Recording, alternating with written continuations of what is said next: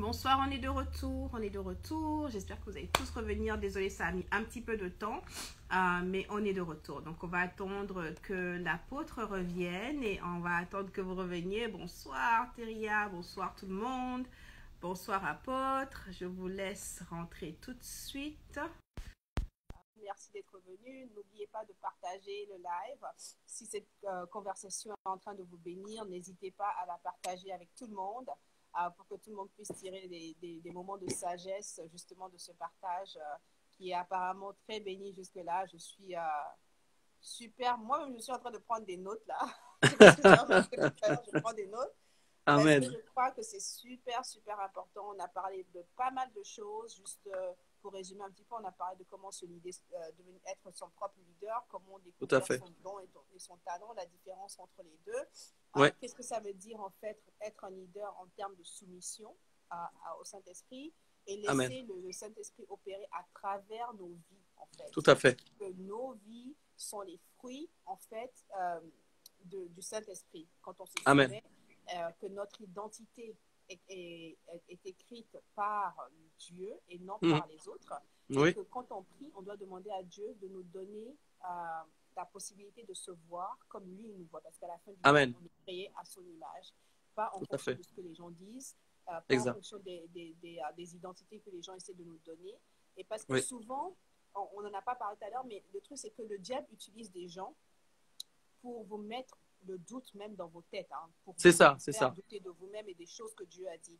Quand on regarde même dans la Bible, la première chose, et moi-même j'ai remarqué ça dans ma vie, dès que Dieu me confirme quelque chose par rapport à mon identité, tout de suite, le doute revient par rapport à cette même chose. Quand Jésus a été baptisé, la première chose que Dieu a dit quand les cieux se sont ouverts, c'est « Ceci est mon fils ». En qui j'ai fait, sans même qu'il ait accompli ou fait quoi que ce soit dans sa vie. Juste par le fait qu'il ait été sauvé, qu'il ait été baptisé et que Dieu ait confirmé son identité. La première chose que le diable a fait, si tu es le fils de Dieu. Donc, je pense que c'est super important de se focaliser sur la voix de Dieu dans nos vies et pas sur la voix qu'il y a autour de nous. Et ça vient, comme l'apôtre l'a dit tout à l'heure, à travers l'intimité qu'on a avec Dieu, à travers notre relation avec Dieu, à travers comment est-ce qu'on développe notre talent et notre relation avec Dieu. Et je pense que c'est super, super important. Et on a parlé de leadership dans l'Église, on a parlé de leadership dans la culture, des dons et des talents, comment gérer tout ça, comment les reconnaître. Mais merci, thank you, Shiniqua. Et surtout, on était en train de parler de la soumission. On va y revenir. On parlait de la soumission dans le mariage et de comment ne pas mélanger en fait le fait d'être une femme et le devoir de soumission qu'on a en tant que femme dans le foyer avec ce que Dieu dit par rapport à notre identité. Parce que beaucoup d'hommes dans nos sociétés ont abusé justement de ce devoir de soumission et de je suis l'homme de la maison, donc ça se passe comme ça, je suis. Et donc, si l'homme est la tête, la femme est le cou. Je ne sais pas si vous avez déjà vu une tête tourner sans le cou. Donc, je suis en train de dire qu'il y a une espèce de corrélation, une espèce de communication qui doit se faire à ce niveau-là. Pour qu'on puisse justement comprendre les principes de la Bible entre le leadership de l'homme dans la famille et celui de la femme. Et donc, apôtre, je vous redonne le micro. Oui, il n'y a pas de problème. Alors, juste avant de revenir sur la soumission là, dont on parlait, juste, le Saint-Esprit me disait quelque chose le temps qu'on a fait la coupure. Il me disait de faire un petit rappel important aussi sur les dons et les talents dont on parlait. Il me disait en fait, les talents, on peut les faire fructifier, mais pas les dons. Et ça, il faut comprendre ça. C'est-à-dire en fait que les talents, on peut les faire fructifier avec le travail. Et on a la parabole des talents, on la connaît très bien. Et dans la parabole des talents, il avait… Parce que ce n'est pas tout le monde qui la connaît. Oui, on part tout du à fait. principe que les gens connaissent, mais beaucoup de gens je reviendrai. Je vais rechercher la référence. Oui, ils ont des… je veux dire, ils ont des leçons. On leur a prêché la Bible avec la conviction de vous êtes coupable, vous n'êtes pas assez bien. Alors que vous, ce que vous faites, vous prêchez la Bible sur la base de la grâce de Dieu. Sur la base de tu n'as pas besoin d'être parfait. D'ailleurs, vous l'avez dit dans la première partie. Oui, tout à fait. Tu n'as pas besoin d'être parfait. Viens comme tu es. C'est ça. Parce que Dieu qualifie et équipe les gens qu'il a choisis. Et viens comme tu es et il va travailler avec toi si tu obéis. C'est ça. Je pense que c'est important de le souligner. Donc, si oui. tu peux parler un peu de la parabole pour oui, voilà. Donc, ce serait bien. C'est ça. Vous pouvez la trouver dans Matthieu 25. Vous pouvez lire ça dans Matthieu 25, la parabole des talents où il fallait faire justement fructifier des talents qui avaient été remis par le maître. D'accord? Et donc, on voit que les talents peuvent être fructifiés. C'est comme si on vous donne une somme et on vous demande de la poser à la banque. Elle doit produire des intérêts. Et quand vous venez rechercher à nouveau à ce moment la somme n'est plus la même. Donc, ça veut dire que les talents, on a la capacité nous-mêmes de les travailler avec Dieu, bien sûr, ou alors avec de la formation, des choses qu'on va faire nous-mêmes en termes de formation, évidemment. On peut faire fructifier nos talents et Dieu est d'accord. C'est ce qui fait la différence aussi entre un talent et un don, parce qu'on ne peut pas faire fructifier les dons du Saint-Esprit. Les dons appartiennent à Dieu. Est-ce qu'on se comprend? Nous, on ne peut pas faire fructifier un don que le Seigneur a donné. C'est Dieu lui-même qui a le pouvoir sur les dons. Et donc, ça, c'est important de le souligner parce qu'en fait, les dons sont des cadeaux. Quand on parle de dons, on parle de cadeaux, en fait. Quelque chose qui nous est donné, on est d'accord? Le talent aussi nous a été offert puisqu'il fait partie de nous-mêmes. Mais nous, on peut travailler notre talent. C'est-à-dire que Dieu n'est pas contre le fait, par exemple, que vous fassiez une formation. Dieu n'est pas contre le fait que vous ayez détecté, oui, par exemple, que je ne sais pas, vous êtes bon en mathématiques, vous devez devenir un ingénieur, vous avez le droit d'aller vous former. Des fois, on a fait croire aux gens même que ce n'était pas bien de faire trop de formation, d'aller faire trop de formation, trop d'études, etc. Non, ce n'est pas vrai. Il y a des talents qu'on a, on doit les fructifier, on doit les faire fructifier. Dieu est d'accord avec ça. Maintenant, les dons qui sont donnés par le Saint-Esprit, ce n'est pas nous qui avons un pouvoir sur les dons en réalité. Les dons appartiennent à Dieu et c'est lui qui les manifeste en nous comme il veut. Évidemment, plus nous sommes disposés, comme on disait tout à l'heure, plus nous sommes soumis à Dieu et plus nous sommes dans une relation profonde, sincère avec Dieu, et plus les dons qui sont en nous, évidemment, vont se manifester de plus en plus. Mais nous ne pouvons pas prendre le don de Dieu et dire que nous l'avons qualifié. Est-ce qu'on se comprend? Mais si j'ai un talent pour le chant, je peux aller dans une école de chant et je peux faire fructifier ce talent, en fait. Je peux le faire fructifier. Je voulais juste bien le dire, que les gens voient bien la différence entre un talent qu'on peut faire fructifier, quelque chose qui est un don qui appartient à Dieu, en fait, que seul Dieu a le contrôle dessus, en fait. Les talents nous ont été offerts pour que nous-mêmes, on travaille avec, en fait. Et ça, c'est important. Et c'est ce qui nous permet d'impacter la société. Parce qu'aujourd'hui, on peut avoir des talents qu'on fait fructifier, mais avec des valeurs, c'est-à-dire les valeurs qu'on porte avec nous, qui sont les valeurs du Saint-Esprit. Et c'est ce qui va faire qu'on va avoir un impact différent dans le monde, puisque beaucoup de gens ont pensé qu'ils devaient se séparer du monde pour rester des bons chrétiens. Mais ce n'est pas vrai.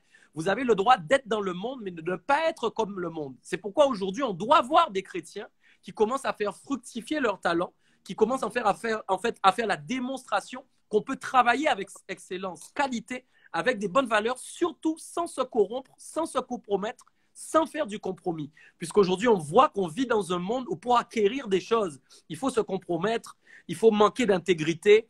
Il y a toujours des propositions pour faire quelque chose qui n'est pas correct. Vous pouvez réussir avec Dieu sans perdre votre intégrité. Peut-être un jour, vous allez monter votre business, votre comptable même vous dira, fais du black. Tu ne peux pas accepter ça. Parce que tu es en train toi-même de désintégrer toi-même ce que Dieu t'a donné en termes d'excellence. Donc, jamais se compromettre, jamais perdre son intégrité.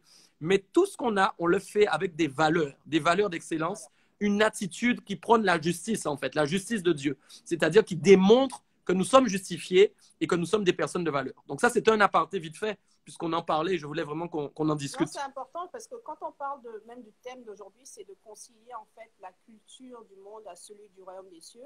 Oui. On est dans le monde, mais on fait partie du monde, mais on n'est pas du monde. Donc, toujours tout à fait. Se positionner dans une culture qui est en fait céleste, puisqu'on a dit dans notre nationalité, c'est céleste, notre nationalité, sur notre carte d'identité, c'est du royaume des dieux. On ne peut pas se mettre on peut pas compromettre notre identité juste pour des petits gains ou des choses de ce monde. Parce qu'en fait, ce qui se passe, c'est qu'en fait, en faisant des péchés, on est en train de donner la permission en fait aux malins d'accéder à nos vies. C'est ça, voilà. Et on est en train finalement de transformer notre identité. C'est-à-dire de dire au diable qu'on a quelque chose en nous qui lui appartient. C'est là où la Bible dit, prends garde à toi que la lumière qui est en toi ne soit pas ténèbres. C'est-à-dire, est-ce que tu es sûr que tu es totalement lumière? Est-ce que tu es sûr que dans tout ce que tu fais, tu marches dans la lumière? Et donc, parfois, on va nous proposer des chemins plus courts. Mais un bon leader chrétien ne choisit pas les chemins plus courts. Les chemins qu'il peut prendre peuvent être plus longs. mais à la fin, il réussit toujours. Parfois, on nous propose des chemins plus courts. Et nous, comme on a tellement soif de réussite, on préfère prendre le chemin plus court. Mais dans ce chemin plus court, il y a un prix à payer. Il y a quelque chose à donner. Et dans ce qu'on donne, on donne un droit d'accès à des choses, en fin de compte, auxquelles normalement le diable n'avait pas accès. C'est pourquoi on peut très bien commencer, mais mal finir. C'est pourquoi on doit toujours garder en tête qu'on doit être intègre du début jusqu'à la fin. C'est pourquoi on parle d'athlètes, de courses, de gens qui sont perfectionnés, qui sont disciplinés, et qu'on parle de disciple finalement, puisque le disciple-là est intimement lié finalement à une discipline de vie. Et donc, si on veut être des bons leaders, des personnes qui arrivent à ramener des coéquipiers, des personnes qui arrivent à ramener des gens derrière nous suite à une vision, un projet qu'on a, on doit nous-mêmes leur transmettre cette intégrité pour qu'il y ait le reflet, en fin de compte, de la vision qui se propage sur tout le monde et qu'on voit que toutes les personnes qui, en fin de compte, sont en train de travailler sur ce projet sont eux-mêmes le reflet, finalement, du caractère de Dieu, des caractéristiques de Dieu. C'est pourquoi tout le monde dit « je suis chrétien », mais on doit le démontrer dans les actions, on doit le démontrer dans les actes. Et il y aura toujours des propositions démoniaques. Il y aura toujours des propositions. On va voir, ça va arriver devant nous, en fait. Toujours. Et je dis souvent, en fait, que le manque d'intégrité, en fait, déforme notre identité. Oui, complètement d'accord, c'est bien dit. Ça, c'est clair. Notre identité est déformée. Le manque d'intégrité, je répète si vous l'avez raté, oui. Le manque d'intégrité, c'est la vérité, déforme notre identité. C'est la vérité. Alors, on va revenir quand même sur ce qu'on parle. On disait qu'il fallait qu'on parle de la soumission de la femme. Non, mais c'est clair, il fallait qu'on en parle. C'est super important. Oui, et de toute façon, on va parler de toute façon après de la soumission à proprement dite. Parce qu'il y a une chose qu'on peut dire qui est claire déjà dès le départ. C'est pas parce que c'est écrit « Femmes, soyez soumises à vos maris » que l'homme ne doit pas être soumis à quelqu'un. Ça, déjà, ça c'est clair. La première personne qui a été créée, c'est un homme. Il s'appelait Adam. Il n'y a pas eu une femme avant lui. La première chose que Adam a fait dans le jardin, il s'est soumis à la volonté de Dieu. Pourquoi? Tout ce que Dieu lui disait de faire, il le faisait. Tout ce que Dieu lui commandait de faire, il le faisait. Il était soumis totalement à Dieu. Et donc, nous avons fait, je reviens, un aparté sur ce que je disais. J'ai dit, l'homme ne peut pas se reconnaître sans une femme et une femme ne peut pas savoir qu'elle est femme sans un homme. C'est pourquoi quand Adam a regardé les animaux, c'est important de le redire pour les gens qui se connectent maintenant. Et sans la femme, l'homme ne sait pas qu'il est homme. Il a fallu que Dieu dise, oui, il n'y a rien qui lui ressemble. Il voyait des animaux, mais il ne peut pas avoir de référence. Donc, quand Dieu a créé la femme est devenue la référence de l'homme. C'est ce qui lui a permis de savoir qu'il est un homme. En voyant Ève, il a vu celle qui lui ressemblait. Là, il a su vraiment, je suis un homme. D'ailleurs, ce n'est pas écrit comme ça, mais c'est ça la réalité. Il a vu que c'était celle qui lui correspondait, mais en lui-même, il a compris qu'il était un homme. Il était un homme. Et quand même sa femme l'a vu, lui, maintenant, elle à son tour, elle a su que c'était son homme. Donc, elle a su qu'elle était femme. Elle a su qui elle était. Donc, l'homme, autant l'homme que la femme, sont en fait des prises de connaissance de leur identité. Ça, c'est très important de le savoir. Et donc, forcément, on ne peut pas enlever le fait que ce n'est pas parce que Dieu a demandé aux femmes de se soumettre aux hommes que l'homme lui-même ne peut pas être soumis à quelqu'un, puisque Adam, sans personne, était soumis à Dieu. C'est pourquoi on parle pour l'homme du chef du foyer. J'ai pris un texte qui m'intéresse beaucoup, qui est dans 1 Pierre 3, 7, et qui nous dit, 1 Pierre 3, verset 7, qui dit « Marie, montrez à votre tour de la sagesse dans vos rapports avec votre femme, comme avec un sexe plus faible. Regardez bien, honorez-la, comme devant aussi hériter avec vous de la grâce de la vie. Qu'il en soit ainsi, afin que rien ne vienne faire obstacle à vos prières. » Moi, c'est un texte qui m'a toujours marqué parce que dans ce texte, on constate qu'on peut être un homme qui prie sans réponse. La Bible parle ici, en fin de compte, de prières qui sont faites, mais qui rencontrent des obstacles. Autrement dit, des prières qui montent, mais qui butent sur un mur et qui retombent. Des prières, donc, qui rencontrent des obstacles. Et quand on voit quel est l'obstacle, on se rend compte que Dieu va dire à l'homme à ce moment-là qu'il faut qu'il montre de la sagesse dans ses rapports avec sa femme comme étant un sexe plus faible. Donc, on voit que la femme et l'homme ont une différence au niveau de la force. Très important de le comprendre. Donc, quand en fait, on parle en fin de compte d'une femme qui est soumise à son mari, c'est simplement en fin de compte parce qu'il y a une force dans l'homme que la femme n'a pas. Et donc, forcément, elle se met en dessous, parce que se soumettre, ça veut dire en dessous, parce qu'en fait, il y a une force protectrice au-dessus d'elle qui peut l'aider. Ce n'est pas une soumission où, en fin de compte, l'homme est en train de prendre le dessus et en train de l'écraser. Bien au contraire, c'est une soumission protectrice. Mais il y a une chose qui vient au préalable, parce que regardez bien ce qui est dit dans le texte. Il est dit « montrez à votre tour ». Donc, le votre tour insinue que Dieu aussi attend quelque chose de la femme. Et c'est pourquoi il dit au préalable dans 1 Pierre 3, verset 1, « Femme, que chacune soit de même soumise à son mari, afin que si quelques-uns n'obéissent point à la parole, ils soient gagnés, écoute ça, sans parole par la conduite de leur femme. » Ça, c'est fort. Ça veut dire qu'une femme... Aïe, aïe, aïe, non, non. Une femme peut gagner son mari sans parler. simplement à cause de sa conduite. La Bible nous dit, non, mais écoute bien. Je vais boire un peu d'eau, parce que ça là, c'est un peu dur à avaler. Écoute bien.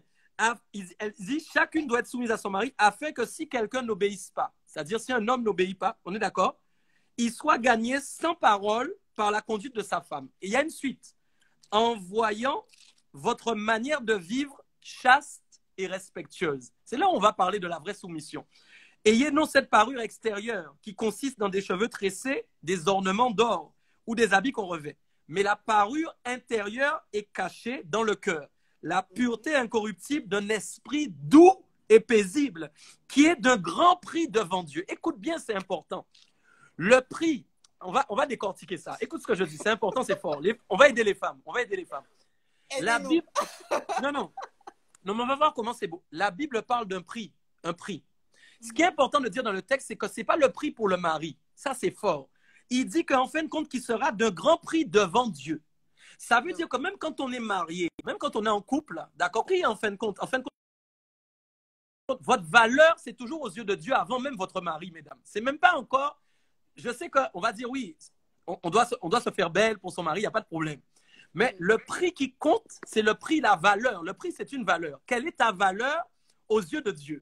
Et donc, il va dire, voici la valeur d'une femme pour Dieu. C'est pourquoi, en fin de compte, quand quelqu'un se marie, quand vous êtes en couple, vous vous faites belle, par exemple, pour votre mari. Amen, gloire à Dieu. Mais Dieu doit voir votre valeur avant le bel habit que vous avez offert pour votre mari. Ça, c'est très important. Et il va dire, regardons bien. Quel est le prix? Quelle est la valeur d'une femme aux yeux de Dieu? La valeur d'une femme, voilà la valeur. La valeur, c'est quoi? C'est combien? Quel est ton prix, en fait? C'est ça. Voilà le prix d'une femme devant Dieu. Il dit, c'est une femme qui a une parure intérieure et cachée. Elle a des bijoux en elle qu'on ne voit pas. Elle a des boucles d'oreilles en elle qu'on ne voit pas. Elle a des bracelets en elle qu'on ne voit pas. Et il dit, c'est la pureté incorruptible d'un esprit doux et paisible. Aïe, aïe, aïe, aïe, aïe, aïe, aïe. Donc, ces bijoux, c'est la pureté de son cœur, sa douceur. Et il dit oui, qu'elle soit paisible. Une personne qui apporte la paix dans le foyer. La paix. Elle est douce et elle est en paix. Et ce qu'il y a, c'est qu'apparemment, c'est une pureté qui est incorruptible. Ça veut dire qu'elle ne peut jamais disparaître. Ça, c'est fort. Ça veut dire que c'est quelque chose, en fait, qu'elle a en elle, qu'elle aura jusqu'à la fin de sa vie, en fait, que personne ne peut lui enlever. C'est une parure intérieure que quand elle l'a assimilée, quand c'est en elle, elle devient une perle de grand prix aux yeux de Dieu. Voilà pourquoi maintenant, après, une femme, en fait, n'aura pas de difficulté à se soumettre à un mari aussi qui la considère lui aussi. C'est pourquoi il dit, attention mari, de même. Attention, il faut bien comprendre. De même, il a dit de même, vous aussi, vous devez vous montrer des rapports avec votre femme comme un sexe faible. Donc, ça veut dire qu'il est en train de dire, attention, messieurs, vous aussi, vous devez être doux. Vous aussi, vous devez être paisible à leur égard. Et oui, c'est là où c'est incroyable. Et ce qui est fort... Je veux dire, hein, parce que c'est pas la façon dont les gens ils agissent. Hein. C'est ça, c'est ça. Et donc, il faut comprendre que c'est important parce qu'en fait, mesdames, à partir du moment où vous savez, vous connaissez votre valeur aux yeux de Dieu, c'est ça qui est fort. Quand, en fait, une femme connaît son prix, sa valeur aux yeux de Dieu, elle n'a plus de problème, en fin de compte, pour, en fin de compte, aller, en fin de compte, vers son mari. C'est ça, en fait, qui est fort. Parce que la valorisation que Dieu lui offre lui permet maintenant, en fin de compte, d'être heureuse avant même d'être heureuse quand son mari lui a dit « tu es belle ». Si tu es heureuse seulement quand ton mari te dit « tu es belle », ça ne va pas. Mais quand ton mari te dit… Ça démontre même d'un problème d'identité d'abord. Exactement, exactement. Mais quand tu sais que tu es une femme de prix aux yeux de Dieu, ça, c'est incroyable. Oui. Ça c'est fort. Donc, tu connais la vraie valeur de ta vie. Tu sais qui tu es aux yeux de Dieu. Tu sais que Dieu te considère comme une perle de grand prix. À ce moment-là, tout ce que tu vas faire, ce ne sera pas seulement pour plaire à un homme, mais tu vas le faire par obéissance parce que tu sais que tu es une perle de grand prix aux yeux de Dieu et que tu veux continuer de plaire à Dieu. Donc, forcément, tu aimes la soumission à ton mari parce que tu sais que ça plaît à Dieu. Tu forces plus pour le faire. Mes sœurs, c'est difficile, mais il faut accepter quand même. C'est là où on parle, Carlita, c'est là où on parle en fin de compte du premier mariage. Mesdames, avant d'être mariées à votre mari, vous êtes mariées à Dieu. C'est ça. C'est ça le problème. Et beaucoup de femmes, beaucoup d'hommes ne sont pas mariés à Dieu. C'est là où on revient sur ce qu'on dit depuis le début du message, c'est-à-dire la relation. Beaucoup de gens entrent dans le mariage, mais n'ont pas cette relation dont on est en train de parler. Donc même parfois, il peut y avoir des déséquilibres dans le couple. Et même des maris même ne peuvent pas être des bons leaders de leur foyer, de leur couple même, parce qu'en fait, ils n'ont pas cette relation avec Dieu. Parfois même des hommes, que ce soit hommes ou femmes, n'ont pas une réelle connaissance de la valeur qu'ils ont aux yeux de Dieu. Et donc forcément, ils cherchent à être valorisés par l'autre trop. Parfois, il y a des excès. C'est comme ça qu'une femme même peut estimer que son mari ne lui dit pas assez souvent tu es belle. Elle veut entendre tu es belle tous les jours. Mais madame, bon, un mari ne va pas pouvoir dire tu es belle tous les jours quand même. Tous les jours tu es belle, tu es belle, tu es belle comme ça. Ça n'a plus de sens en fait. Ça n'a plus de sens. Ça n'a même plus de Mais valeur, ça en fait. dénote. Je suis pas en train de dire au mari tu dois plus dire à ta femme tu es belle. C'est pas ça. C'est pas ça. C'est pas ça que j'ai dit. C'est pas ça. Mais j'ai dit il y a un équilibre. Ta femme ne respire pas parce que non mais ta femme ne respire pas à cause de tu es belle que tu lui dis tous les jours. Non. Ta femme respire parce qu'elle sait qu'aux yeux de Dieu elle est belle. Tu comprends? C'est ça, c'est ça. C'est ça la vérité. Donc, en fait, si toi tu as commis un impair un jour, elle va t'excuser parce qu'elle sait que son Dieu la regarde toujours comme étant belle. C'est ça, c'est ça. Même quand elle vieillit, elle n'a pas peur. Elle n'a pas peur que tu délaisses. Dieu la considère comme étant belle toujours. C'est comme ça que Dieu a...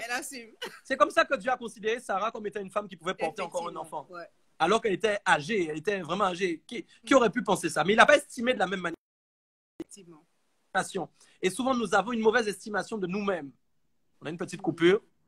Oui, il y a des petites coupures. Là, j'ai noté ça aussi. Ouais. Ouais. J'ai un bon. Ouais. Apôtre, ça revient à l'idée de demander à Dieu de nous donner son œil pour nous. C'est-à-dire que nous nous voyons dans le miroir comme lui nous voit en fait. Oui, oui, oui. Ça revient à ce que je voulais dire maintenant, très important, notamment aussi pour les futurs leaders. C'est qu'en fin de compte, la valeur correspond. Il y avait un mot que j'avais tout à l'heure, mais j'ai dit un autre mot quand ça a coupé. La valeur et l'estimation. Voilà. Souvent, les gens ont une mauvaise estimation d'eux-mêmes, c'est-à-dire de valeur. L'estimation, c'est lié à l'estime de soi. Oui. Et donc, forcément, quand on est leader, on ne peut pas être un bon leader si on n'a pas une bonne estime de soi. Ne pas confondre avec l'orgueil. Une bonne estime de soi, c'est pas être orgueilleux. Pas du tout, ça n'a rien à voir. Là où ça devient dangereux, c'est qu'on s'estime sur base de ce qu'on est capable de faire. Mais qu'on s'estime en fin de compte sur base de ce que Dieu pense de nous. C'est pas la même chose en fait. C'est la différence entre le coaching du monde et le coaching spirituel. Tu vois, c'est là où il y a des fois des gens, même des coachs, ils peuvent être dangereux parce qu'ils peuvent vous pousser sans vous rendre compte à vous estimer simplement à cause de ce que vous êtes vous considérant vous. Mais un bon coach spirituel va vous pousser à comprendre que vous avez de l'estimation à cause de ce que Christ pense de vous. Parce que vous êtes à cause de Christ. Vous n'êtes pas sans Christ. Oui. D'accord? Oui. C'est pourquoi on parle de mourir à soi-même pour être vivant. C'est pourquoi on parle des morts vivants. Des gens qui sont morts, qui sont devenus vivants en fait. Mais oui, c'est ça. Ils sont morts à leur désir, mais ils sont vivants à travers le Saint-Esprit. Voilà. Et là où c'est fort, c'est qu'ils s'estiment parce que Christ habite en eux. Et donc, l'estime de soi augmente. Pourquoi? Parce qu'au fur et à mesure, Christ donne de la confiance. Le Saint-Esprit donne de la confiance. Ça. Et forcément, ça amène aussi l'écoute du Saint-Esprit un peu plus grande. Et quand maintenant, ils commencent à détecter les talents qu'ils ont en eux et qu'ils commencent maintenant à les manifester, ils gagnent de plus en plus en confiance et ils augmentent. Et c'est comme ça qu'on voit quelqu'un qui entre pleinement dans sa destinée, en fait. Parce qu'il est en train de marcher dans la vision et dans le projet que Dieu lui a donné, mais il est équilibré. Tu vois, tout ce qu'on est en train de dire aujourd'hui, finalement, on est en train de donner aux gens des clés pour être équilibrés, en fait, avec Dieu. Voilà, pour être équilibré, c'est ça. Parce que poser une question, apôtre. Oui. Oui. Tout le monde est-il appelé à être leader ou est-ce que les leaders ou c'est être leader à différentes échelles? Très bien. Alors, je vais répondre. Tout le monde est appelé à être leader, mais tout le monde n'est pas appelé à être leader dans plusieurs domaines. Je vais expliquer. Là où vous serez tous des leaders en tant qu'homme spirituel ou femme spirituelle, c'est concernant votre vie. Pourquoi? On peut y répondre simplement. Parce que nous avons reçu le Saint-Esprit. Le Saint-Esprit est un leader. Il est le premier. C'est lui le tout premier. Donc, l'Esprit de Dieu est en fait une partie de Dieu que nous avons reçue. Donc, comme l'Esprit de Dieu habite en nous, il dirige notre vie. Ce qui fait que nous allons marcher comme lui, il veut marcher. C'est pourquoi la Bible dit marcher par l'Esprit. Est-ce qu'on me suit bien? Donc, à partir du moment où un leader habite en moi et qu'il me donne des ordres qui sont liés à son inspiration, si je les suis, je vais marcher comme un leader pour ma vie déjà, pour mes propres choix.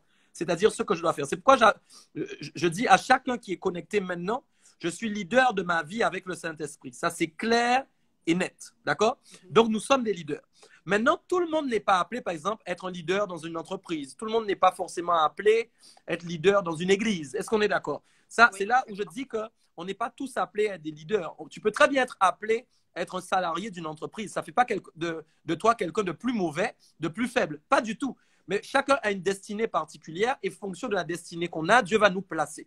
Ce qui compte, c'est qu'on soit capable de marcher selon l'esprit. Qu'on soit salarié, qu'on soit chef d'entreprise, ce qui compte, c'est que nous ayons réussi à mener la course à bien et à réaliser ce que Dieu attendait de nous. Ça, c'est très important.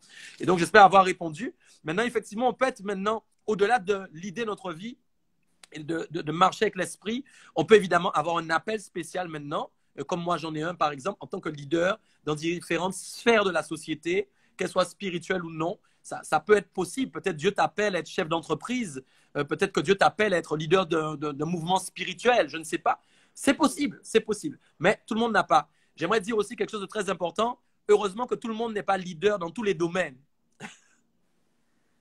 Parce que si tout le monde était leader dans tous les domaines, on aurait, je crois, beaucoup plus de problèmes. Déjà, on a des problèmes maintenant. Je crois qu'on aurait encore plus de problèmes. On aurait encore plus de problèmes. Donc c'est normal, en fait. L'équilibre, Dieu est un Dieu d'ordre, finalement. Et c'est comme ça que le monde tourne, en fait. Et c'est tout à fait normal. Il faut des responsables, il faut des équipes. Et c'est comme ça. On voit que dans le royaume des cieux, c'est comme ça. Dieu est le leader. Mais maintenant, on a les vieillards qui se prosternent et qui jettent leur couronne à ses pieds.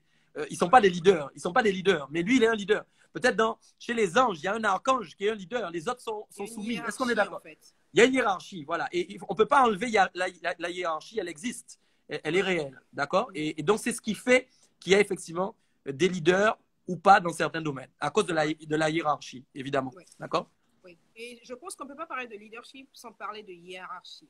C'est ça. Parce que même dans le monde du malin, il y a une hiérarchie. Tout à fait. Que le degré d'attaque que vous recevez est parallèle à votre hiérarchie, à votre rang spirituel. Votre rang spirituel n'est pas votre rang dans le monde. C'est-à-dire que vous pouvez être très haut gradé dans le spirituel et être, par exemple, quelqu'un salarié. Voilà. Et c'est là où la relation encore très importante, c'est de se connaître en tant que personne, qui on est, quelle est notre identité physique et spirituelle, et par rapport à ça, quelle est notre mission ici sur Terre par rapport à l'esprit. Parce qu'à la fin du compte, quand on prie, c'est que la volonté de Dieu soit faite sur Terre comme au ciel. La volonté de Dieu est faite sur Terre comme au ciel à travers nous les hommes. Donc je pense que c'est super important d'investir sur soi, d'investir sur son développement personnel, et d'investir sur le développement personnel passe aussi par le développement spirituel, et donc d'avoir des gens autour de vous. Et je sais qu'on fait ce travail-là tous les deux, que ce soit dans le monde spirituel ou même dans le monde de tous les jours, où on coach les gens à comprendre qui ils sont, à découvrir qui ils sont, pour pouvoir justement adresser leur mission. Et par exemple, je sais qu'il y en a certains ici peut-être qui n'ont jamais fait cet exercice. Quelles sont certaines des techniques que tu utilises quand tu as des clients qui viennent vers toi? Disons un exemple, une personne qui est croyante, et le deuxième exemple, la personne qui n'est pas croyante. Comment est-ce que tu abordes la conversation autour du développement personnel et spirituel? Oui. Alors, c'est vrai que j'utilise pas souvent le développement personnel, même si c'est quelque chose qui est utilisé beaucoup. Parce que malheureusement, c'est mal utilisé. Comme je disais, des fois, ça manque d'équilibre, en fait, et de justesse par rapport à la parole de Dieu. Donc, c'est pour ça que j'aime bien plutôt parler. Moi, je me considère plus comme un explorateur du potentiel. C'est-à-dire, je viens explorer ce qu'il y a en toi pour le faire ressortir, en fait. Et alors, d'une part, les non-chrétiens, en général, je travaille beaucoup sur leur histoire de vie. Parce que ça, c'est mon parcours. J'aime pas utiliser ce que je n'ai pas expérimenté, en fait. Donc, moi, j'utilise vraiment mon expérience. Et comme mon expérience, c'est un parcours, en fait, un peu difficile, mais où à un moment, j'ai réussi à lire mon histoire. C'est-à-dire, j'ai réussi à voir ce que j'étais capable de faire à travers différentes expériences. Et même quand on sait lire son histoire, ce qui est intéressant, c'est qu'on peut prendre des formations informelles, des choses qu'on a appris à faire dans un domaine et les coller dans un nouveau domaine, en fait. Ouais. C'est comme, par exemple, j'ai pu accompagner mon pasteur adjoint ici en Guadeloupe. Au départ, il était sur un projet, par exemple, il voulait vendre, en fait, du matériel pour des hôtels. Et quand je l'ai rencontré, qu'on a commencé à travailler sur le coaching, j'ai travaillé sur son histoire de vie. Quand j'ai travaillé sur son histoire de vie, il s'est rendu compte qu'il avait fait de la formation comme ça. C'était informel, sans s'en rendre compte, il formait des gens de temps en temps. Et on a détecté en fait qu'il avait une capacité pour être formateur. Et de là, en fin de compte, est née une nouvelle compétence. Et du coup, il s'est rendu compte qu'il pouvait être expert hôtelier. Donc, tout son projet a changé. J'aimerais vous dire que parfois, vous avez une idée, l'idée est bonne, mais l'idée, ce n'est pas encore le projet. Et donc, vous devez être capable de lire, en fin de compte, dans votre expérience, depuis tout petit, hein, même. Hein. Parfois, on peut aller très loin. Dans votre expérience, dans ce que vous avez vécu, souvent, les gens ne prennent pas le temps de lire leur histoire. Vous savez, c'est très biblique ce que je dis. Dieu a dit que si la prophétie arrive, il faut l'écrire en Habakkuk pour ne pas l'oublier. Donc, en fait, Dieu n'est pas contre qu'on écrive des choses et qu'on aille les relire plus tard. Ce qui n'est pas bon, c'est quand on va fouiller le passé pour ressortir des mauvaises choses. Ça, c'est sûr. Mais par contre, vous avez le droit de lire votre histoire et d'aller voir ce qui s'est passé. En fait, et souvent, quand on va lire son histoire, on va se rendre compte que, ah ouais, mais j'étais capable de faire ça. Ah ouais, j'étais capable de faire ça. Et en fait, toutes ces choses dont on se rend compte, Ce sont en fait des petites clés qu'on peut réutiliser. Et même des fois, on peut mettre le doigt sur quelque chose qu'on n'avait pas spécialement eu envie de faire au départ. Et on commence vraiment à utiliser cette chose. On se rend compte que finalement, ouais, cette chose, finalement, je peux vraiment être bon dedans, en fait. Wow. Oui, oui. Et puis, je peux me perfectionner dedans. Et voilà que mon projet est en train de prendre une nouvelle formation, une nouvelle transformation. J'étais là. C'est ce que je fais aussi, pour vous couper. Oui. C'est demander aux gens autour de vous quelques questions que je demande aux gens de poser et qui vous permettront de vous découvrir comme les gens vous voient. Parce que souvent, je pense qu'on se voit d'une certaine façon et les autres nous voient d'une autre façon. Tout à fait, ça c'est tout à fait, c'est vrai aussi, c'est vrai. C'est important d'avoir le regard des autres de toute façon, ça c'est vrai. Ouais. Hein? Voilà. Donc moi je travaille en fait avec les non-chrétiens, je travaille beaucoup sur l'histoire de vie, comme je te disais. Okay. Donc vraiment j'ai des outils après, des techniques que je peux utiliser. J'en fais pas beaucoup de coaching parce que j'ai pas beaucoup de temps, c'est vrai, donc j'en fais pas énormément, vraiment. Mais après les chrétiens, c'est vrai que ce qui est plus intéressant, c'est qu'avec les chrétiens on peut aller vraiment avec l'esprit de Dieu. Donc du coup, non seulement on va faire un travail sur l'histoire, mais on va être beaucoup plus libre dans l'inspiration. Et là, on va voir souvent que le Saint-Esprit va nous donner des idées. Et j'aime bien travailler sous forme de brainstorming aussi, où on reprend les idées fortes, où on reprend vraiment les moments aussi difficiles. J'aime beaucoup travailler aussi sur les moments d'épreuve. Parce que les moments d'épreuve, parfois les gens oublient la façon dont ils se sont sortis en fait de cette épreuve. Et souvent, la manière dont vous vous sortez d'une épreuve, vous allez voir que vous utilisez des capacités que vous pouvez en fin de compte récupérer en fait. Vous pouvez récupérer, c'est incroyable, et même l'utiliser dans vos projets. Je vous assure, vraiment. Et les épreuves vous forment, beaucoup plus que vous ne le Oui, beaucoup. Oui, les épreuves sont très formatrices. Et faut pas en fait mettre c'était pas bon et je tire un trait dessus. Alors c'est vrai qu'il y a des choses qu'on veut oublier, je comprends tout à fait, mais je suis pas en train de dire de remuer le couteau dans la plaie, mais simplement réfléchir comment je m'en suis sorti en fait. Et même des fois, je travaille aussi sur, à savoir, il y a une chose qui est très, très intéressante, ça va donner des clés aux gens qui nous écoutent. Tout le monde on peut avoir un projet, mais on n'est pas spécialement appelé à être le chef du projet. Ça, c'est des fois dur à entendre. Mais on peut avoir un projet, mais qu'on n'a pas en fin de compte le potentiel pour être leader. Et on peut très bien partager le projet avec quelqu'un d'autre, avoir quelqu'un qui le lead. Je travaille toujours dedans, mais c'est pas moi. Et il y a un exercice que je fais beaucoup avec les gens qui leur permettent en tout cas vraiment d'avancer à ce niveau. Je leur dis au niveau des épreuves, souvent je leur demande au niveau des épreuves, est-ce qu'ils s'en sont sortis seuls ou est-ce qu'ils sont toujours aidés? Et parfois, sur une frise chronologique, on se rend compte que, par exemple, quelqu'un qui a eu 5-6 épreuves, à chaque fois, c'est quelqu'un qui l'aide. Souvent, je dis à cette personne-là, tu n'as peut-être pas forcément le potentiel. Si tu es toujours aidé, c'est que peut-être que tu n'as pas encore le potentiel réellement pour gérer seul, en fait. Voilà. Mais quelqu'un, en fait, qui a des épreuves, en fait, et qui arrive toujours, lui, à se relever, qui n'a pas spécialement besoin tout le temps d'être entouré par quelqu'un ou d'avoir 2-3 personnes à chaque fois qui l'encouragent, mais qui arrive lui-même à s'encourager, qui se lève et qui remonte et qui s'en sort, c'est quelqu'un déjà qui a des capacités. Parce qu'il ne faut pas oublier que qui dit leader et qui dit de grands projets, dit de grandes responsabilités, de grandes épreuves, de grands combats. Et ça, il ne faut jamais l'oublier. Plus on est leader dans des domaines, plus on va être attaqué. Et donc, il faut avoir les reins solides. Il faut avoir vraiment une spiritualité, une relation avec Dieu, bien qu'on doit tous l'avoir. Ce n'est pas seulement réservé aux leaders. J'aime pas trop dire ça comme ça des fois, mais c'est vrai que des fois je vois pas trop comment le dire autrement aussi. Mais c'est vrai que quand on est en fait la tête, en fait, c'est nous qu'on veut détruire en fait. C'est nous qu'on veut détruire. Le diable n'est pas intéressé par en fait les gens qui sont en bas. Il va plus utiliser ceux qui sont en bas pour déstabiliser la tête finalement. Mais son but, c'est de faire tomber la tête. Quand il a fait tomber la tête, il a gagné en fait. C'est pour ça que quand une église est détruite, c'est que le pasteur est tombé en fait. Il est par terre. Une église ne tombe pas parce que les membres partent. C'est pas vrai. Si tu es un leader et que tu as une église ou même une entreprise et que tout le monde te quitte, je t'assure, tu vas continuer, d'autres gens vont arriver. C'est une certitude, il n'y a même pas de doute. Mais si toi, tu es par terre maintenant, là, il y a des problèmes. L'église peut être remplie avec 100 000 personnes. Si tu es par terre, on a des problèmes. Donc, il faut se dire aussi qu'être leader, c'est être responsable et se dire qu'on va faire face à des combats, peut-être que tout le monde n'a pas, mais aussi des grands sacrifices. Pas seulement des combats, mais beaucoup de sacrifices. Sacrifices de temps, sacrifices de loisirs, sacrifices de plaisir. C'est la vérité, sacrifice de dodo, de dormir. Sacrifice de mots, parce que des fois, on a envie de dire des choses aux gens, mais on est obligé de se retenir. Voilà. Ah ouais, ça aussi, tu peux. Oui, tout à fait. Il y a ça aussi. Enfin, il y a tous ces aspects-là. Je disais de dormir aussi, de sommeil, sacrifice de sommeil, parce que tu dors moins que tout le monde. Voilà, il y a tout ça, parce que voilà, c'est. Donc, il y a Kikitas qui donne un témoignage qui dit qu'elle était à votre église hier et que vous lui avez demandé d'écrire ses rêves, je pense, et ça l'a réveillée à 3 h du matin. Waouh, ouais, Dieu est vivant. Dieu est vivant. Ok, je vois très bien qui. Ok, effectivement, effectivement. Dieu est fidèle. Fidèle, Ça fidèle. fait toujours plaisir. Merci de votre témoignage. Merci, oui, merci pour le témoignage. Ça fait plaisir, ça encourage. Amen. Ouais. Donc voilà, donc en tout cas, comme je disais, je pense que ce qu'il faut qu'on retienne aujourd'hui vraiment, c'est que on doit diriger notre vie, oui, mais par le Saint-Esprit. C'est très important. Et la pensée forte qu'on doit laisser dans le cœur des gens aujourd'hui, c'est vraiment soyez riches dans votre âme de la présence de Dieu. C'est-à-dire soyez heureux avec Dieu. Si vous êtes heureux avec Dieu, vous pouvez faire plein de choses après. Plein de choses. Plein de choses. Moi, j'ai eu un appel en même temps. Sans qu'on ait peur que vous alliez, en fin de compte, lâcher un moment la présence de Dieu, lâcher la main de Dieu ou accaparer autre chose plus que Dieu. Pourquoi? Parce que quand on va mourir, Carlita, les ministères vont rester, les entreprises vont rester, les projets vont rester. Par contre, nous, on n'est plus là. Mais il y a une chose qui doit rester, c'est notre histoire.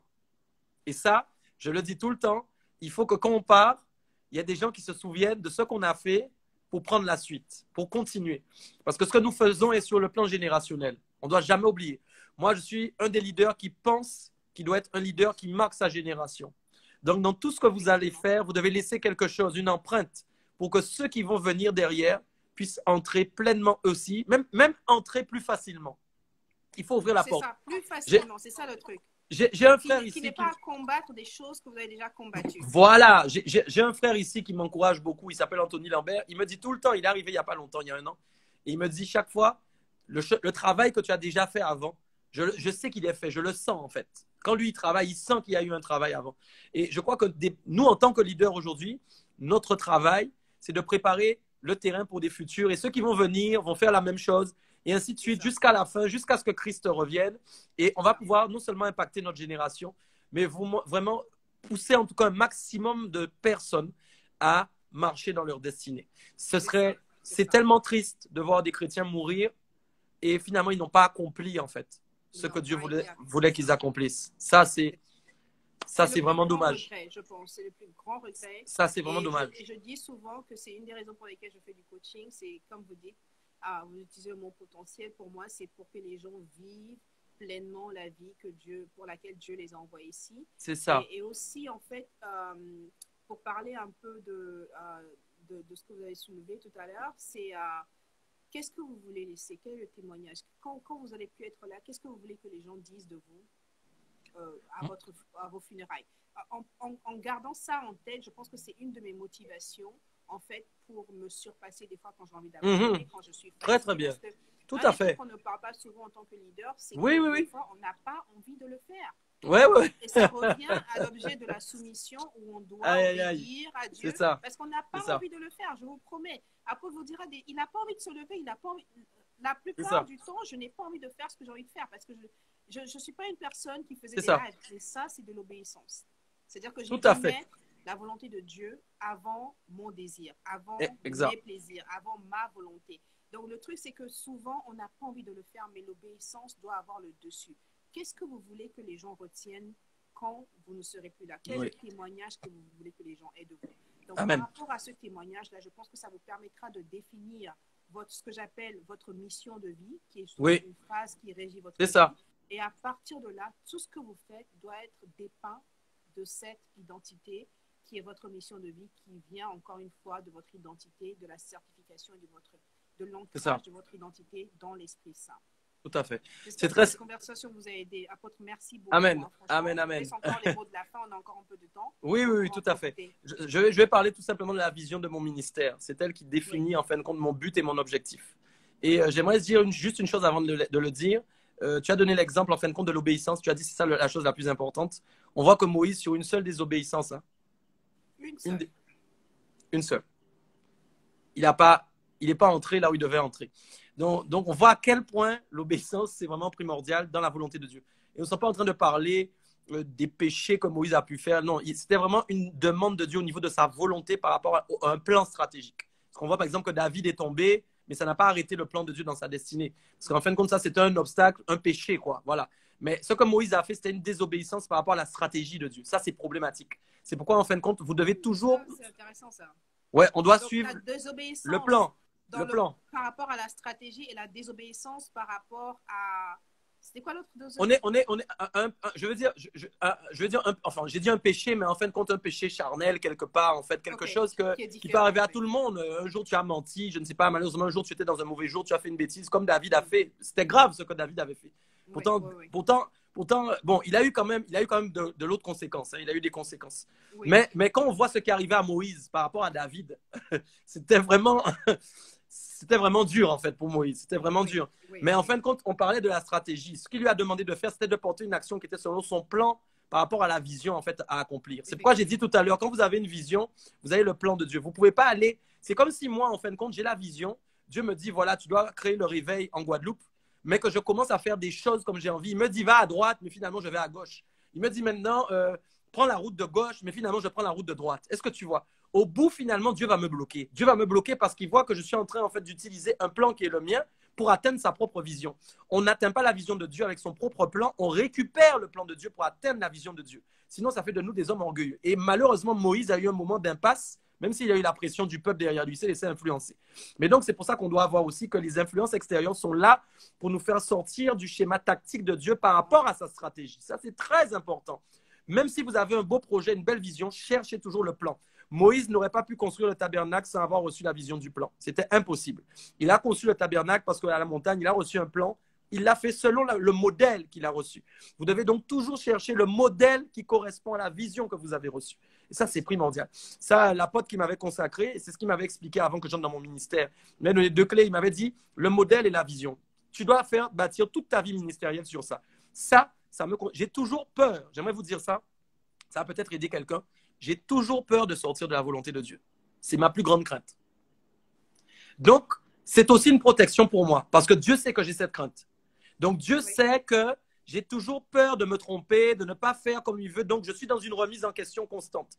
Ce qui fait que ça me préserve. Ça permet à Dieu de m'avertir quand je suis en train de me tromper, parce qu'il voit que mon cœur est ouvert pour l'entendre. Mais il y a des gens qui ne sont pas dans cette disposition, qui n'ont pas cette crainte de se tromper. Ils ne donnent pas la possibilité à Dieu de leur parler, d'entendre ce qu'il a à leur dire. Et donc, ils persévèrent dans l'erreur, et à la fin, c'est la catastrophe.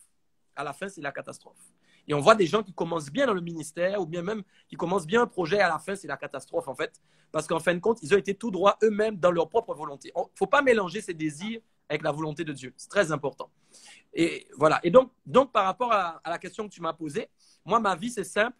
Je crois en fait au réveil, au dernier réveil, je crois, qui est pour moi le dernier réveil avant le retour de Christ. Dernier grand réveil avant le retour de Christ. Et donc, pour moi, je crois que ce réveil, il est composé en fin de compte de plusieurs aspects que j'appelle en fait le réveil de la cité. C'est pourquoi j'ai renommé le véritable église locale récemment la cité de la vie. Pour moi, la cité, c'est plus qu'une église. Je crois que ma vision, c'est réussir à impacter le monde, effectivement, mais dans toutes les sphères de la vie quotidienne. Donc, c'est-à-dire pas seulement en se disant on évangélise, pas seulement en se disant on parle seulement de Jésus, ça c'est la chose la plus importante qu'on doit faire, mais aussi en étant des témoins là où on est. Et pour être des témoins là où on est, ça revient à ce qu'on disait tout à l'heure, c'est être capable de connaître notre identité, le projet que Dieu a désiré sur notre vie, et être capable surtout de le mettre en place pour le réaliser. Ça veut dire que s'il y a une pharmacie chrétienne qui doit ouvrir, elle doit ouvrir. S'il y a une épicerie chrétienne qui doit ouvrir, elle doit ouvrir. S'il y a un studio d'enregistrement chrétien qui doit ouvrir, il doit ouvrir. Mais on doit impacter le monde dans plusieurs domaines. Parce que le réveil spirituel, c'est le réveil de l'âme. Donc, c'est connecté intimement à ce que je disais. Car réveille-toi, toi qui dors, réveille-toi d'entre les morts. Ça veut dire, en fait, ton âme était endormie. Il est temps qu'elle se réveille. Et la prospérité de l'âme amène le réveil de l'âme. Ça veut dire qu'il va amener la soumission à Dieu et qu'il va te connecter à lui pour entendre les projets que Dieu a pour ta vie et ce qu'il veut que tu réalises. Ce qui va faire que tu vas marcher dans son plan et dans sa volonté. Tu ne feras pas ta propre volonté, mais tu vas réaliser des choses dans le monde qui vont influencer en fin de compte le monde et amener probablement des gens aussi à Christ quand ils vont te voir, quand ils vont ressentir ton témoignage. C'est pourquoi j'ai beaucoup aimé qu'on a dit tout à l'heure que la femme ne doit pas convaincre son mari par sa parole, mais par sa conduite. Parfois, on croit que c'est seulement en parlant qu'on arrive à convaincre les gens. Ce n'est pas vrai. Notre conduite seulement peut influencer les gens. Je vous donne un exemple. J'ai 2 personnes dans mon église qui sont chez moi, qui sont converties, qui sont des fervents membres de l'église Le Véritable. C'est des gens que j'ai connus, j'ai été leur formateur. Je ne leur ai pas parlé de Jésus quand j'étais en formation. Ils m'ont connu, j'étais formateur dans un centre de formation.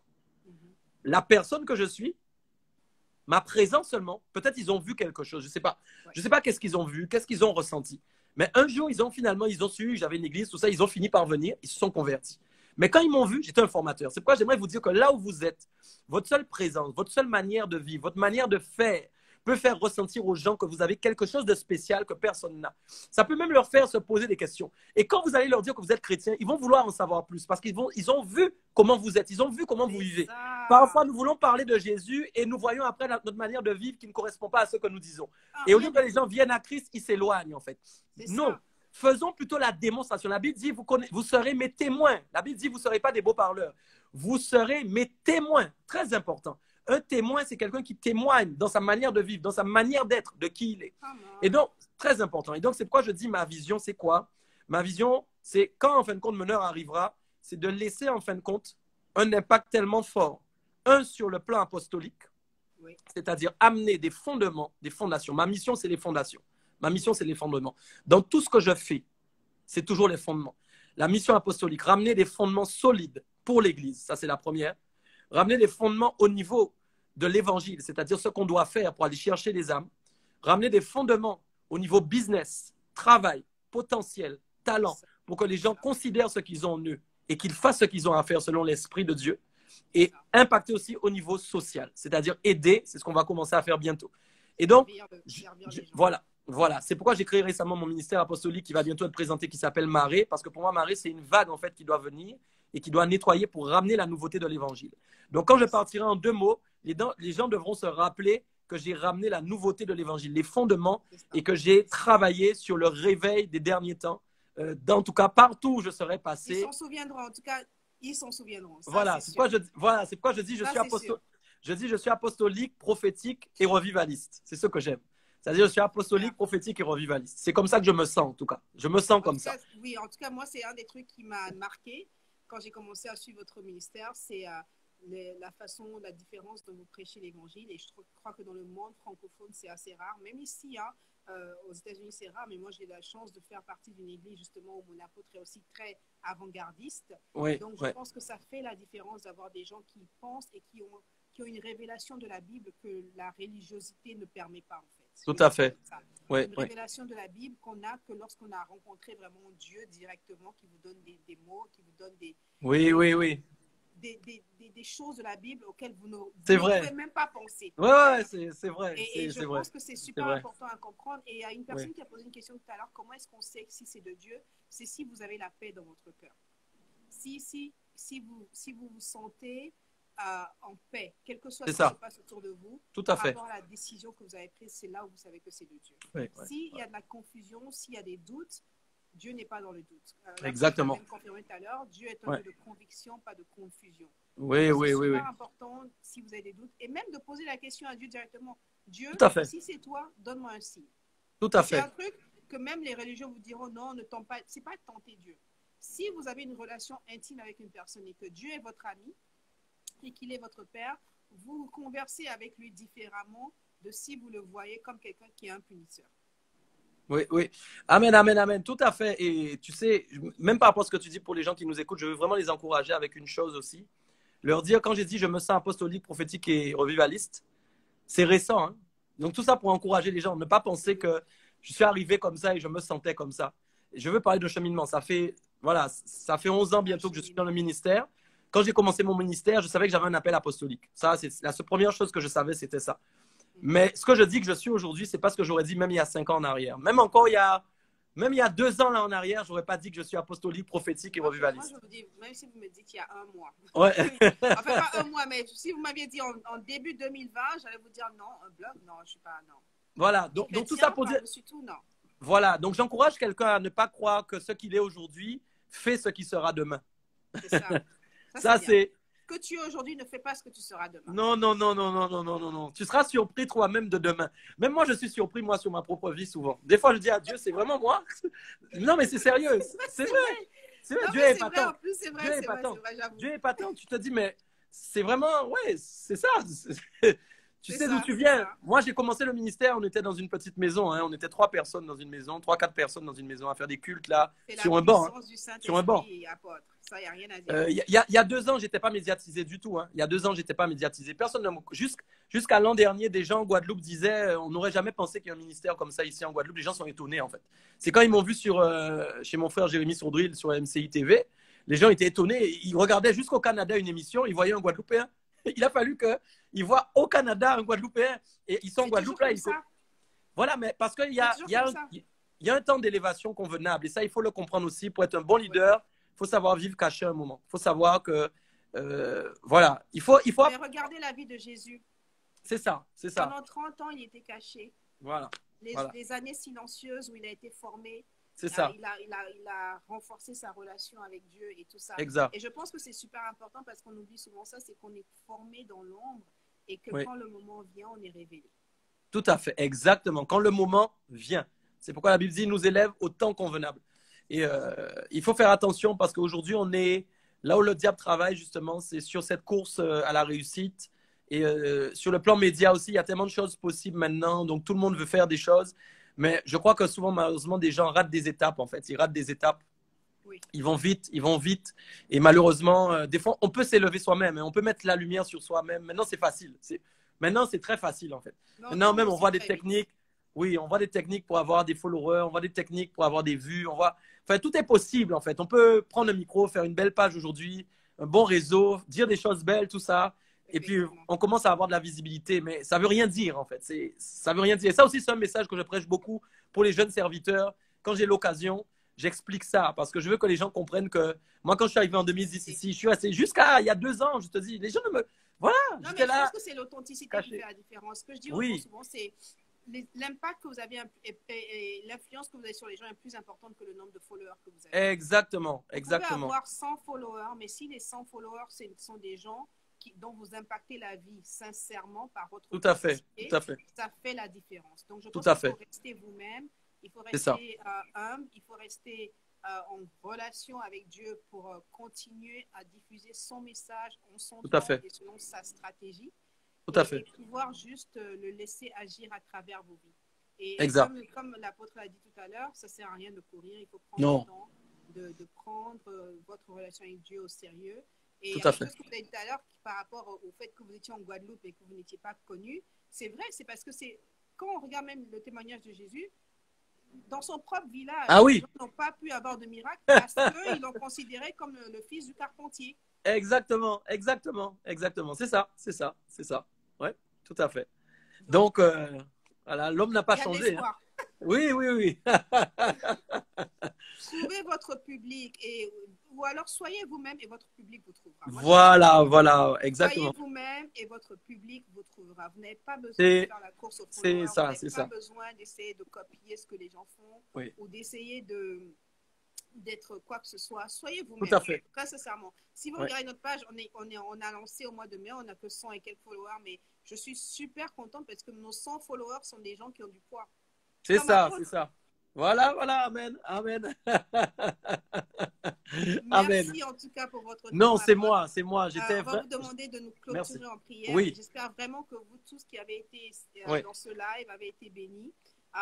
L'émission sera disponible sur la page dans le IGTV. On va le poster juste après la conversation. Vous pouvez encore la revoir, la partager. Elle sera là à tout moment. N'hésitez pas à suivre Apôtre, à le contacter même en message si vous avez des questions par rapport au coaching, par rapport à découvrir vos dons, découvrir votre potentiel pour qu'il puisse vous guider vers le plein potentiel, justement, pour que vous puissiez vivre abondamment la vie que Dieu a pour vous, découvrir qui vous êtes au-delà de ce que vous pensez être. Et voilà quoi. Et franchement, merci infiniment pour votre temps, pour vraiment avoir semé cette graine sur notre plateau. Apôtre, nous vous remercions éternellement. Que Dieu continue à vous bénir et qu'il vous protège. Merci. Parce que comme on l'a dit tout à l'heure, les leaders sont les victimes de beaucoup d'attaques. C'est ça. Mais on va prier et on va demander que la protection, la barrière de protection que le Seigneur a mis autour de Job soit celle qu'il met autour de vous, de votre famille, de votre ministère, de toutes les personnes qui sont associées à vous. Et on va vous demander de clôturer en prière pour toutes les personnes qui nous ont joints aujourd'hui. Amen. Merci beaucoup. En tout cas, merci de m'avoir reçu. J'ai passé un excellent moment. Et comme je t'ai dit, je prie que le Seigneur vraiment valorise vraiment ce que tu fais. Et je crois que les projets sont entre les mains de Dieu déjà. Il sait déjà où il va les amener vraiment. Voilà, je remercie toutes les personnes aussi qui étaient connectées. J'ai vu beaucoup de paroles d'encouragement. Merci pour toutes les paroles qui ont été écrites. Merci pour les encouragements du live aussi. Ça fait du bien et ça encourage. Ça fait du bien. Amen. Amen. On vous a invité à Genève, là. Donc, il faut peut-être. Ah, j'ai pas vu. J'ai pas vu. Il y a une personne qui vous disait de venir à Genève. Donc, je pense qu'il faut faire un suivi en inbox, là. Oui, en inbox. Alors, de toute façon, si vous voulez me contacter, toutes les personnes qui veulent me contacter peuvent laisser un message en inbox. Il n'y a pas de problème. Hein. C'est très simple, Michael Dopi à la page, donc il n'y a pas de souci. OK? Voilà. Je salue aussi Tali, c'est une amie qui est là, qui est connectée. C'est une évangéliste de feu. Je vois qu'elle est connectée là. Ah, okay. Bonsoir, Tali. Amen. OK, on va prier. Père, nous voulons te remercier pour ce temps. Merci pour toutes les personnes qui étaient connectées aujourd'hui. Je crois vraiment que tu as parlé à nos cœurs. Et Seigneur, ma prière, c'est que nous ne soyons pas des auditeurs oublieux, mais que nous puissions mettre en pratique tout ce que tu nous as dit aujourd'hui. Que nous n'oublions pas dès ce soir ou dès demain tout ce que tu as dit. C'est tellement important. Père, merci pour toutes les personnes qui sont là et qui ont des projets. Je veux, Père, prier pour que tu apportes dans leur cœur maintenant, Père. Je te demande d'apporter la confiance et l'assurance. Que toutes les personnes qui sont là, connectées aujourd'hui, et qui ont une perte de confiance en elles-mêmes, qui ont une mauvaise estime, puissent recevoir de ta part, Père, une estime forte, puissent recevoir de ta part une confiance qui vient du Saint-Esprit. Père, je prie pour tous ceux et celles qui n'ont pas eu la possibilité, la capacité de découvrir leurs talents et leurs dons. Je te demande de leur montrer, je te demande de vraiment manifester, Père, par révélation, tout ce que tu as déposé en eux. Je prie aussi contre le malin qui a voulu probablement voler des idées, voler des projets, décourager. Nous croyons qu'aujourd'hui, nous avons pris une victoire suprême sur le diable. Et Père, nous croyons, Seigneur, que tout ce que le diable avait essayé de faire pour détruire la vie de toutes les personnes connectées ici, pour les empêcher d'entrer dans leur destinée, aujourd'hui est désactivé. Père, nous pensons que ta parole est plus forte. Tu as dit, vous connaîtrez la vérité et la vérité vous affranchira. Nous prions qu'il y ait une puissance de libération qui s'opère maintenant sur tous ceux et celles qui sont connectés. Père, tu me fais ressentir qu'il y a des projets. Père,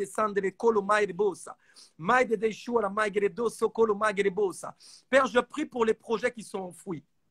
Oh Père, tous les projets qui sont enfouis, Seigneur, je te demande vraiment de les désenfouir, je te demande de les enlever, je te demande de les mettre en lumière, que ta lumière vienne sur tous ces projets.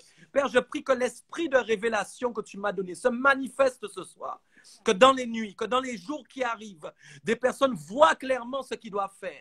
Tu me montres qu'il y a des projets qui vont sortir de terre. Tu me montres qu'il y a des idées qui vont sortir. Père, tu me montres qu'il y a une révélation qui va s'opérer.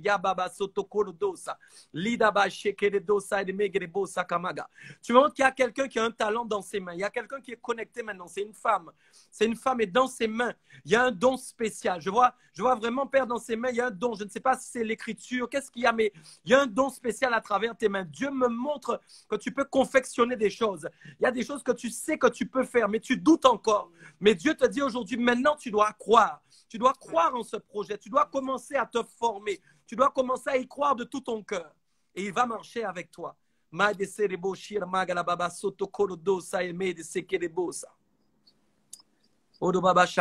Dieu me montre aussi, il y a quelqu'un qui est connecté maintenant et cette personne a un don pour la musique. Mais Dieu me dit que tu ne dois pas écouter n'importe quoi. Dieu te demande de faire un choix. Dieu dit, tu as un talent vraiment pour la musique. Mais il y a des choses que tu écoutes que tu ne dois pas écouter. Dieu te demande d'être pur, d'être saint. Dieu te demande de lui appartenir entièrement à lui. Il te demande vraiment de ne plus écouter de musique mondaine. Je vois qu'il y a une interférence, il y a quelque chose qui se mélange dans tes compositions à cause de la musique du monde. Mais Dieu dit maintenant, il veut que tu filtres afin que tu saches exactement ce que tu dois faire pour lui. Tu vas composer des nouveaux chants, tu vas avoir des chants inspirés, même des chants prophétiques, au nom de Jésus. Je